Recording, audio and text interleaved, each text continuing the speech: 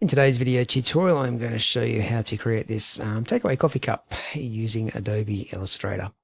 Let's get started by opening up Illustrator and making ourselves a new file and just setting up the dimensions to 1000 by 1000 pixels. That's 1000 width and height. The color mode should be RGB. Raster effects there, that's just the resolution, should be set to 72 pixels per inch. So our image is suitable for use on screens only. And we'll click on Create. Alrighty, so you should get an empty white canvas there, ready for you to draw your design on.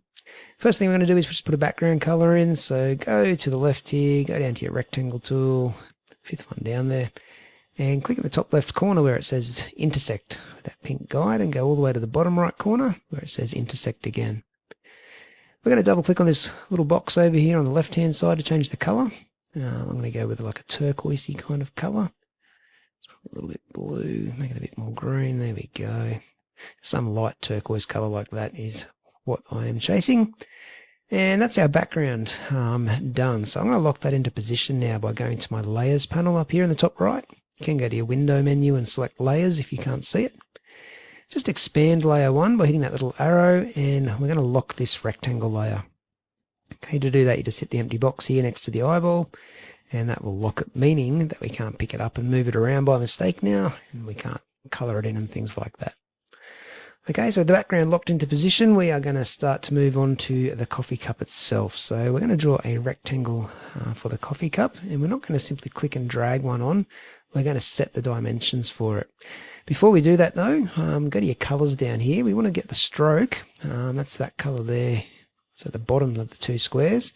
Click on that and select None, which is that little white box with the red line through it below it.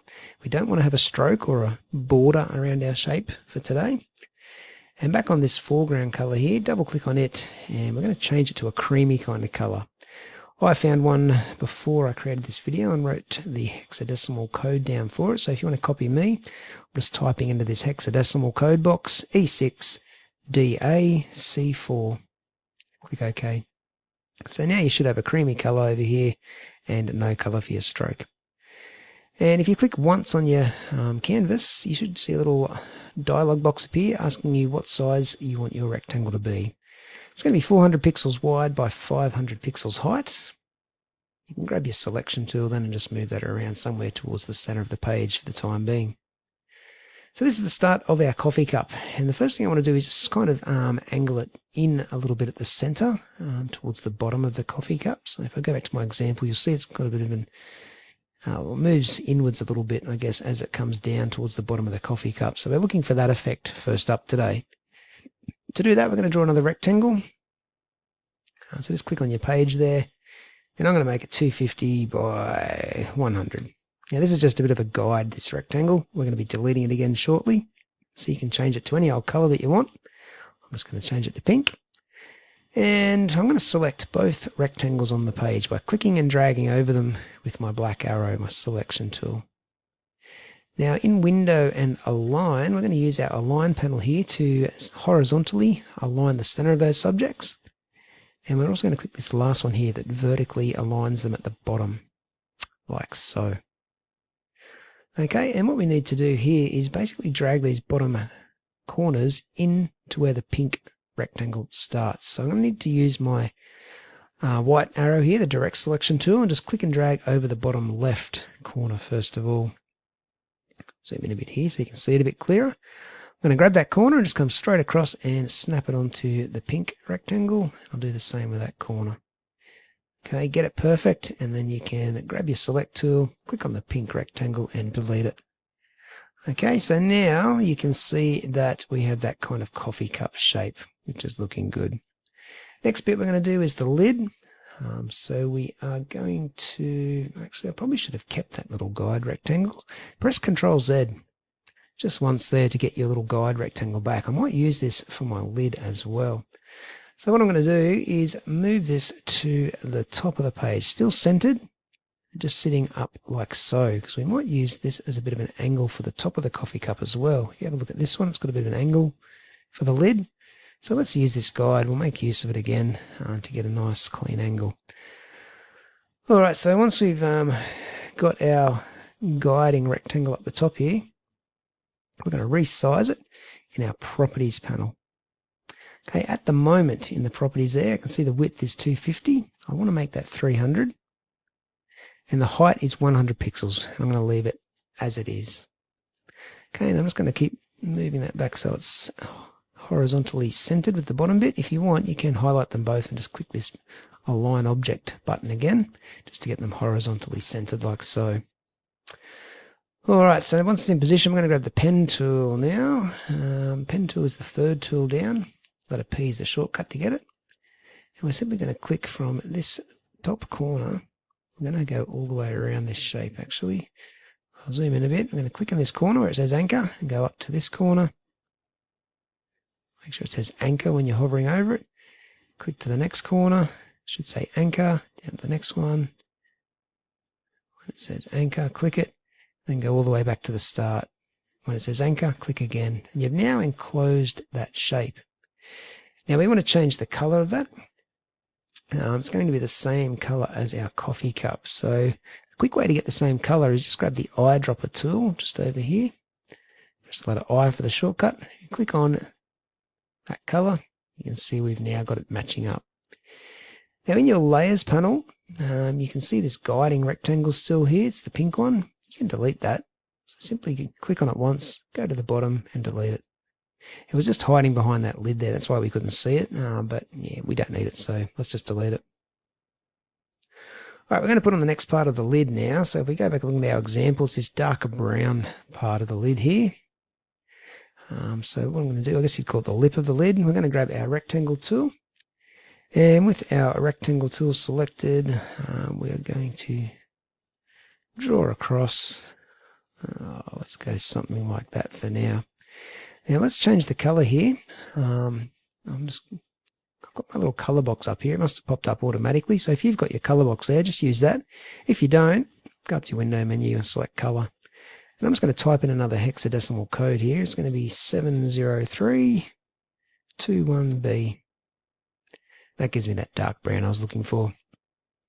Using my black arrow, which is my selection tool, I'm just going to click on any one of those little circles you can see in the corner of each of those, or each corner of that rectangle, and just pull them in a little bit to round off the corners there to make a rounded rectangle like so.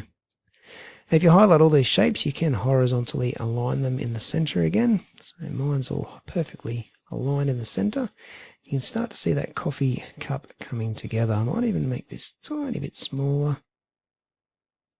So grab your black arrow there and just pull it in and then horizontally align those shapes again. That looks a bit nicer.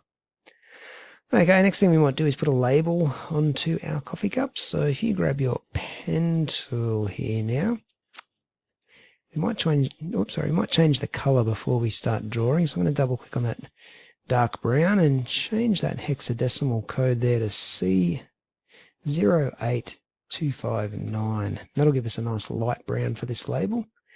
And we're going to start, about this far down from the lid, and hold shift as we come across. And I'm going to click, come straight down the coffee cup there, click again, go straight across holding shift, click again when we get that intersect, back to the start, when it anchors, click it. And that will create the label for your coffee cup. If you're not happy with the label, you think it needs to be moved up or down, you'll have to delete it and go again. Alright, so once you've got your label on, we're going to go over to where our rectangle tool is and hold our left mouse button down on it to select the ellipse tool. We'll just press the letter L for the shortcut. Change the fill color to white. Oops, I might need to click off that shape first of all and then change my color to white. And I'm just going to hover around the center of this shape. You should see some pink guides tell you when you're at the center, like so. Say intersect there. Hold Alt and Shift actually, and drag out a perfect circle. And drop it into position when you're done and change the color to white. Okay, so holding Alt makes you draw from the center of the shape, and holding Shift will constrain it so it becomes a perfect circle like so. We're going to do something similar. Just click off that for a moment and grab your circle tool again. This time we're going to go back to that dark brown that we used before for the lid. So I'm going to change my color in the box here to, what was it, 70321B. Okay, got that darker brown back now. And we're going to draw another circle, a bit more of an oval shape this time inside the white one. Using your selection tool there, you can actually hover around one of the corners and give it a bit of a rotate. We're trying to make this look like a coffee bean. So you give it a little bit of a resize as you feel necessary to make it look like, somewhat look like the shape of a coffee bean. And when you're done, pick it up and try and center it inside that circle there. Okay, so I've rotated a little bit, as you saw before, and just got it sitting about that size. Now we're going to draw a little line straight through the middle of this using the white paintbrush tool. So we've got a brush tool over here on the left, looks like a paintbrush. Grab that, change the colour to white. And we're just going to draw a line straight through the centre. Now you can adjust the size of this brush, I believe. We go to window and brushes. It'll give us different brushes to work with there, but I'm going to probably stick with the size that it currently is. You can press the square brackets. Left one goes smaller, right one goes bigger. Don't want it too big, and we're just going to draw a kind of S shape through it, like so. So that just cuts through that coffee bean and gives it that kind of, I guess, a coffee bean kind of look, doesn't it? So that's pretty good for the label, I think, so I'm happy with that. Last thing I want to do now is just put a shadow under the lid of the coffee cup here. So I'm going to grab my pen tool again, and I'm going to change the colour first of all. I might just click off everything. So in this box here, the colour box, I'm going to set it to BAAB98. It's kind of like a darkish kind of colour of that brown we've got, and I'm going to start right in the corner. Go straight across, you hold shift if you want, intersect, come down, and then back to where we started. And that just gives it a bit of a shadow underneath the lid there. Now that's got a white stroke on it, so I'm going to have to remove that stroke. So click on that stroke box and remove it. That looks a lot better. Let me zoom in there, make sure I'm happy with that. Yep, that looks good.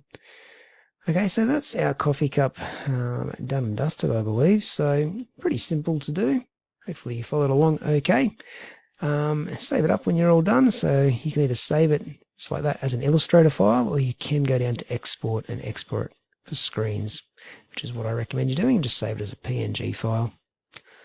All right, I think that's about it. I might just group it all together by pressing Ctrl G and sticking it somewhere near the center of the page. Happy days. We are finished. I'll see you in the next video.